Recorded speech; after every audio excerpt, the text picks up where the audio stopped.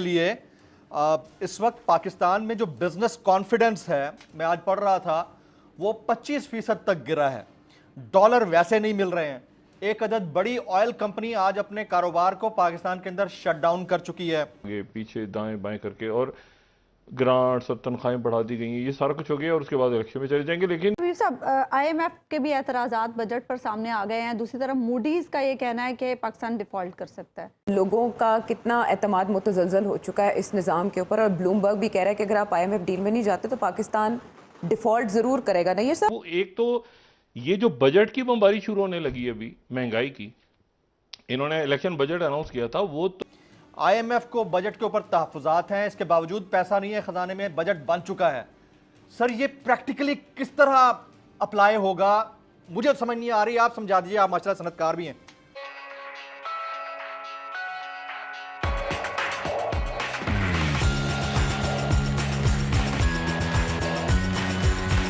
आपको क्या लगता है?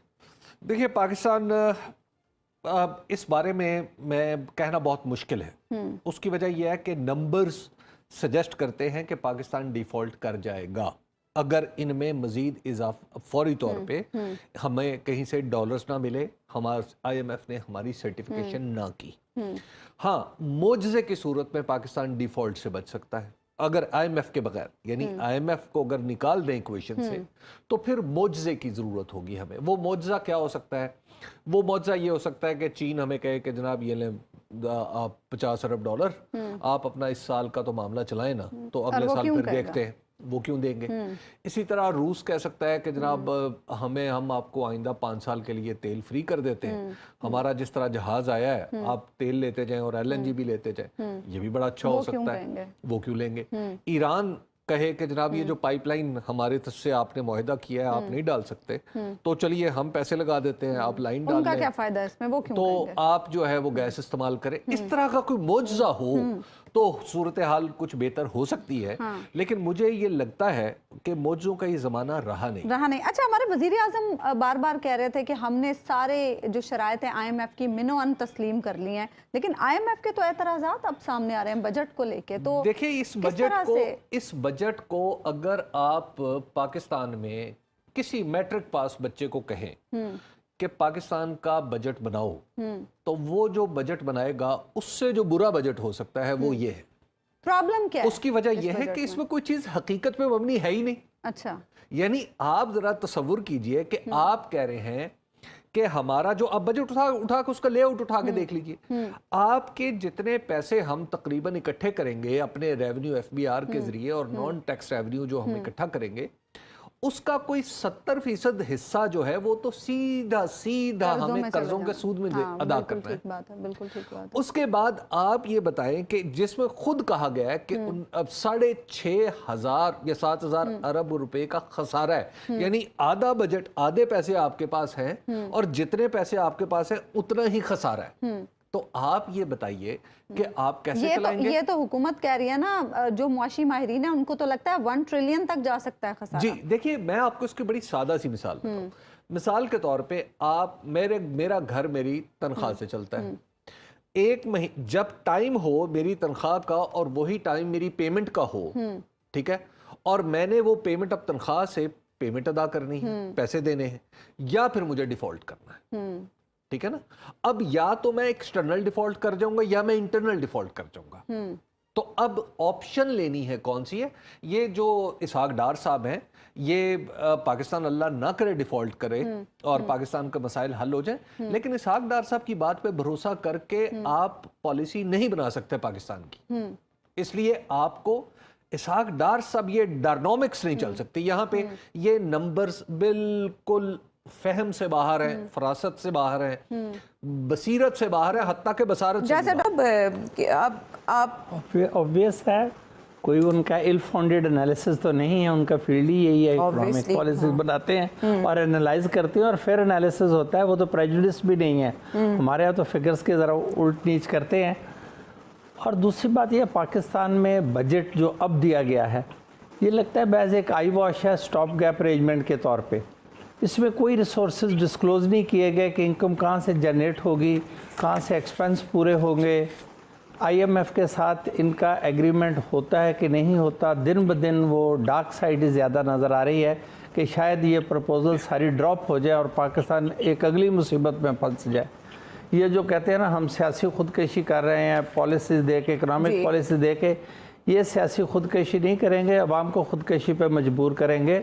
ये अपने मफादात तलाश कर रहे हैं। इन्होंने जो बजट दिया है उसमें सियासी मफादात को पेश नज़र रखा है मुल्क की मुस्तकबिल के मईशत की बजाय। For the time being. और एक बात, एक स्टॉप गैप अरेंजमेंट के किस तरह से यहाँ से हम निकलें, चूँकि 2 माह की हुकूमत है, रहते हैं नहीं रहते, ना रहने का चांस ज़्यादा है, केयर टेकर्स को पकड़ा के घर जाए, हम अपना जिम्मा क्यों लें। ने भी अपॉइंट और दूसरी बात नहीं हो इत्तेहादियों वाला बात में तो अगर एक लम्हा दे दें तो मैं बता दूं, जी वो एक नई पिक्चर क्रिएट की जा रही है। जो बिलावल साहब के आज के रिजर्वेशन का क्या मतलब है जी, बजट पास होता है कैबिनेट से, बजट पास होता है नेशनल असेंबली से जी, दोनों जगह पे पीपल्स पार्टी कोलिशन पार्टनर के तौर पे मौजूद है। ना ये कैबिनेट से थ्रू हो सकता है, ना ये नेशनल असेंबली से थ्रू हो सकता है without the help of Pakistan Peoples party.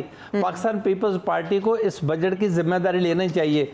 ये एक आर्टिफिशियल पॉलिटिकल सिनेरियो क्रिएट किया जा रहा है कि जैसे मुल्क में अब सिर्फ 2 जमातें हैं जिनका आपस में इंतखाबी मुकाबला हो गया, एक पाकिस्तान पीपल्स पार्टी होगी और एक पाकिस्तान मुस्लिम लीग नवाज होगी, और थर्ड फैक्टर सिर्फ पाकिस्तान इस्तेहकाम पार्टी होगी। ये एक आर्टिफिशियल सिनेरियो है जो क्रिएट किया जाता है हाँ अजनबियों को दरमियान से निकालने के लिए कि एक मंजर बना दिया जाए कि बस जी अब पाकिस्तान पीपल्स पार्टी और PMLN अलग-अलग इन्हीं के कैंडिडेट्स एक दूसरे के खिलाफ खड़े होंगे। अच्छा, ये थोड़े they are repositioning themselves for the future electoral battle। हर कोई बात कर रहा है, लेकिन ये मेरा डे फर्स्ट ये बात थी और ये उसी दिन मेरा माथा ठंग गया था जिस दिन चाइना ने आप में दोबारा इंटरेस्ट लेना शुरू कर दिया था और ये ऐलान कर दिया था कि वो CPEC में दोबारा इन्वेस्टमेंट करेगा और बड़ी बहुत हैवी इन्वेस्टमेंट थी वो स्टेक बहुत बड़ा था। तो आप IMF जो है वो तो आपको पता है इजरायली अदारा है स्टेट ऑफ अमेरिका का, तो वो अमेरिकन तो कभी नहीं चाहेंगे ना कि आप उनके चुंगल से निकल जाए। उनका तो डे फर्स्ट ये रहा है कि आपको सांस लेने के लिए थोड़ा सा किसी को स्पेस दे देते हैं और उसके बाद फिर आपको रोक लेते हैं।